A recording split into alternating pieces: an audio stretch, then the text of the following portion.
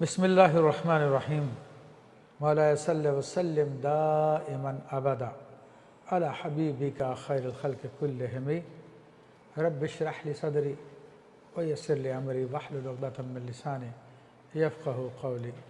बड़ा अहम टॉपिक है आज का, और आज माशरे के अंदर इस हवाले से बड़ी बेचैनी पाई जाती है। और रवैया ये हो चुका है कि मर्द चाहता है कि औरत को अपनी बांदी बना के रखे, और औरत चाहती है कि मर्द को अपना ग़ुलाम बना के रखे।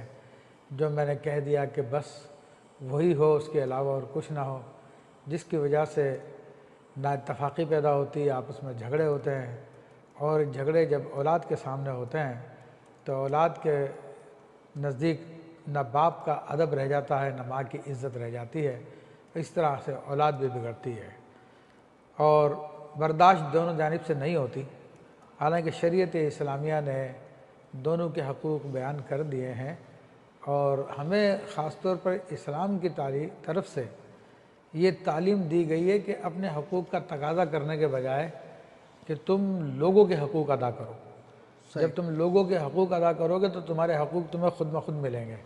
अल्लाह ताला ने फरमाया कि वअद्दुल अमानाति इला अहलिहा, और तुम अमानतें उसके अहल तक पहुँचा दो। तो इसकी एक तफसीर ये भी है कि जो हक़ तुम पर लाजिम हो रहे हैं तुम वो लोगों के हकूक़ अदा करो। तो इंशाअल्लाह तबारक व तआला जब तुम लोगों के हकूक़ अदा करोगे तो फिर लोग भी तुम्हारे हकूक़ अदा करेंगे। और बड़ी ज़बरदस्त बात है, ये एक इंसानी नफ्सियात भी है कि इंसान को देने वाला पसंद है, लेने वाला पसंद नहीं होता। सही बात। तो अगर कोई देने वाला आ जाए, अगरचे कि बहुत ही हल्की चीज़ दे तो इंसान उससे खुश हो जाता है। सही बात। लेकिन मांगने वाला अगर कोई आ जाए, लेने वाला आ जाए, तो उस पर इंसान फिर दिल बर्दाश्ता होता है, नाराज़ होता है।